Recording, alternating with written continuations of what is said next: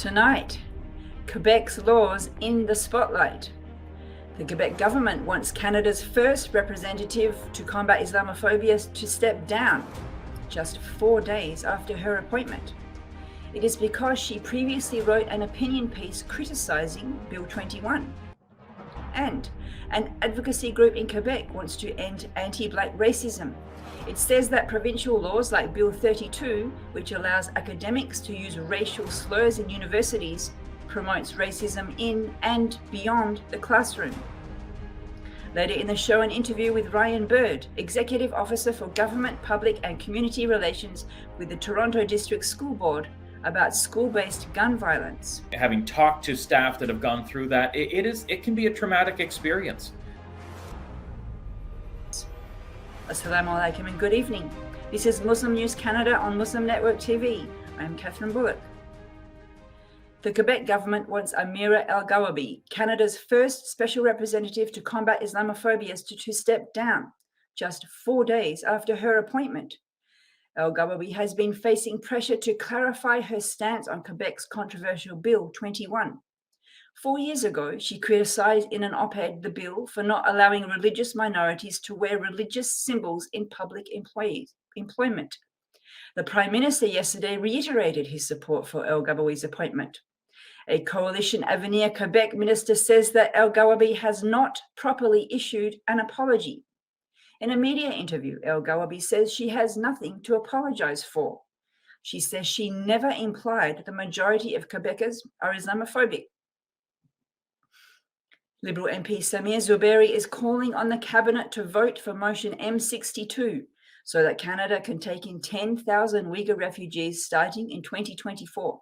The motion comes after the Canadian Parliament declared in 2021 that China is committing genocide against Uyghurs and other Turkic minorities in East Turkestan. Human rights activists say Uyghurs face persecution from the Chinese government. A former UN Human Rights Commissioner visited the region last year. Later, she compiled a report in which she stated that China may be committing crimes against humanity. The vote will be held tomorrow. Red Coalition, an anti-Black racism group, will start Black History Month tomorrow by outlining countermeasures against racism in Quebec and the rest of Canada. According to the founder of the coalition, the government is not tackling racism, which is contributing to the problem. He says that Afro and Black descendant students in a private school in Uyghur, Quebec, have been spat on and called the N-word. According to him, Quebec's academic freedom law, or Bill 32, is controversial because it allows academics to use racial slurs in academic settings. He says these kinds of laws translate into situations like the one in the school in Uyghur. A suicide blast at a mosque inside a police headquarters in Pakistan has killed more than 90 people. According to a police chief, the blast was a targeted revenge attack. Between 300 and 400 policemen had gathered for afternoon prayers at the compound's mosque on Monday in the provincial capital Peshawar, when an entire wall and most of the roof were blown out, showering rubble on officers. Targeted attacks have been steadily rising in the areas near Peshawar that border Afghanistan since the Taliban came into power. The head of the province's police force says that a suicide bomber entered the mosque as a guest, carrying 10 to 12 kilograms of explosive material in bits and pieces. A number of shootings in Toronto schools over the past year has parents concerned. To talk to us more about how school administrators and students are addressing this, we are joined now by Ryan Bird, the Executive Officer of Government, Public and Community Relations at the Toronto District School Board. Thanks for joining us. Nice to be with you. Now, I don't want to get into fear-mongering, but it seems to me that the shootings in schools are on the rise. Is that just my... Yeah, well, certainly there have been a number of incidents in a relatively short period of time. You know, in Toronto, we are not immune to this. When we have issues of violence in our communities, sadly, that does impact our schools, of which are important parts of communities. So sadly, we're not immune to that, but certainly, yes, we have had a number of incidents the past year or so. You mentioned being part of the community and violence around the community. And of course, if a school is in a place that will be affected by, like its surroundings. And again, I don't want to get into fear mongering, but we see like seems to be like a rise of young people attacking older people. And I don't want to sound like, somebody from the 1950s who's complaining about the rock and roll generation, but it does feel a little bit like there's something going wrong with like the respect to the elders or something. Do you have any sense of like what might be happening? It really is hard to with any with any specifics to be able to nail down exactly why this is happening. I do think there's some consensus that the pandemic and coming out of the height of the pandemic has something to do with it. Maybe not Mm, entirely responsible, but for potentially something. Just given the fact that we have had many families being isolated, they haven't had for a number of years normal schooling, especially in the beginning when everyone was at home. They didn't have those interactions and just learning those interactions within school. So I mm. think that may explain some of it, but certainly not all of it. You're a school person, and it's usually the police who would deal with guns. How has this rise in the violence affecting like teachers and school administrators? They're educators. They're not, meaning to be dealing with this issue. Every staff member and student deserves to be able to come to school and work and not have to worry about this. We don't want anyone to have to worry about their safety. And so that really is a sincere priority for us as school board staff. We work closely with Toronto Police when there are urgent safety concerns. We connect with them. We have our Caring and Safe Schools department. We have school-based safety monitors in our secondary schools and middle schools. We have a number of staff on the mental health side. So whether it be social workers, child and youth workers, and counselors to help support students.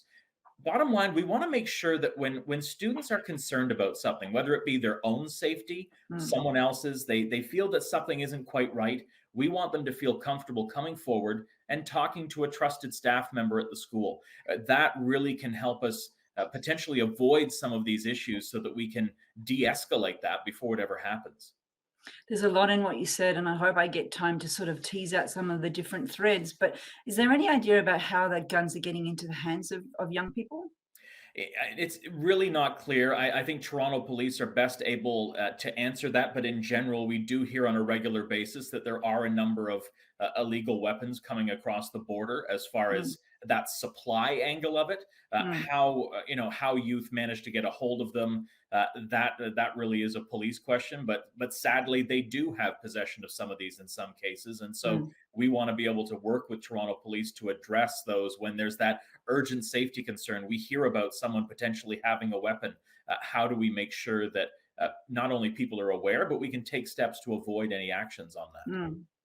So there was a school shooting, unfortunately, in an east suburb of Toronto very recently. I believe it was in a parking lot of the school. And so, how does the police get involved? Like, what's the interaction between the school and the police in that kind of situation?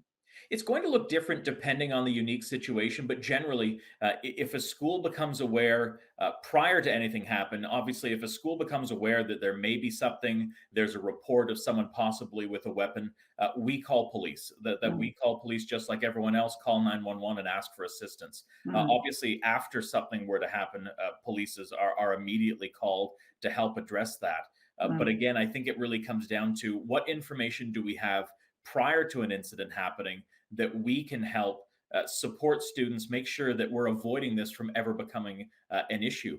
But if we do hear about one of those serious threats, we contact police and work with them to try to avoid anything from happening. And then, obviously, should the unthinkable happen and something actually does happen at a school or just outside a school, we're working closely with them and making sure that everyone inside that school is safe.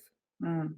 There was an incident this week in Peel region, which I know is not part of your school board, but just as an example, where the students thought they saw someone pulling a gun out of their backpack and someone screamed gun, and then everyone's running. And then the police, I guess, were called and put the school onto lockdown. So can you just tell us a little bit about what lockdown looks like for a school in that kind of situation?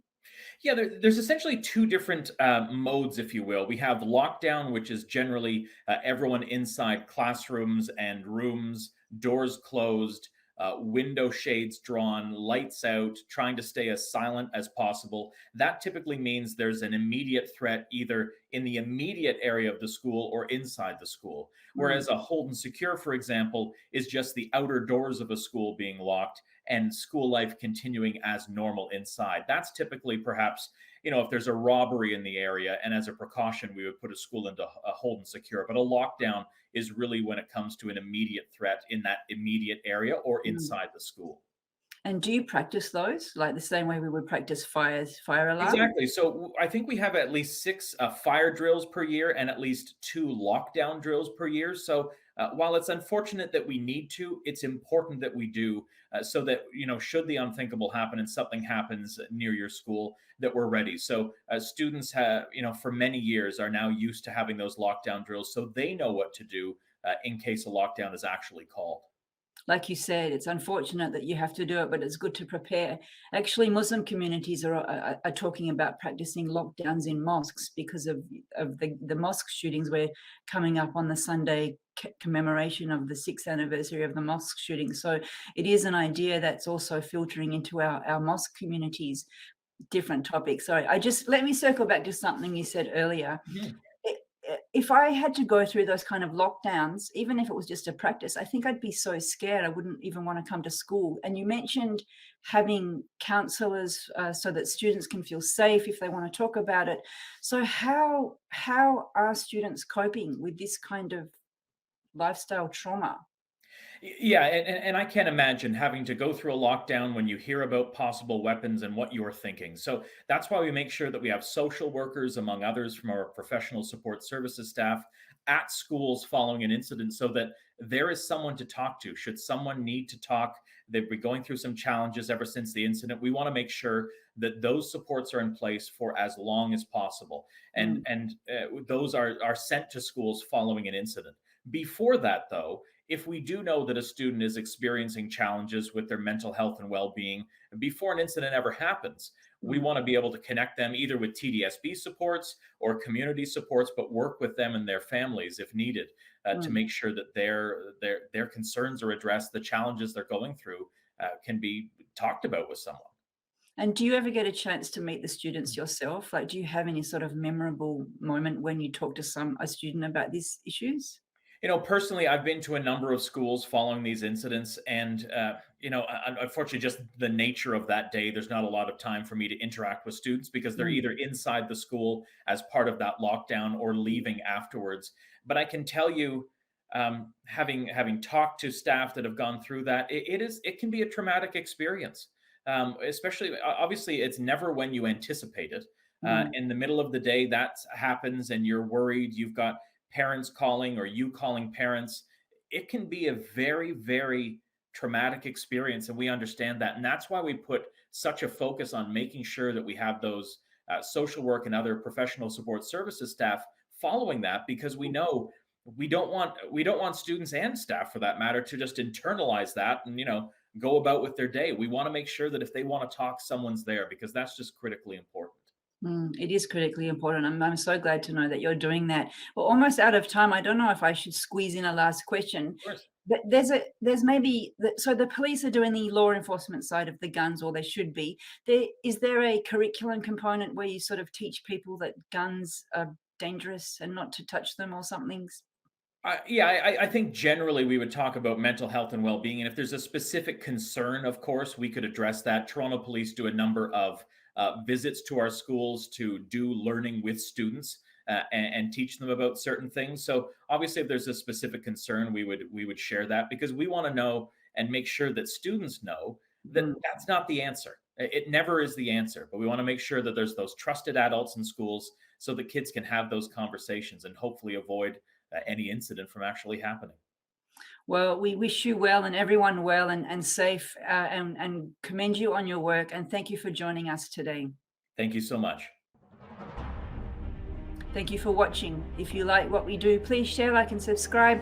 Stay safe and God bless.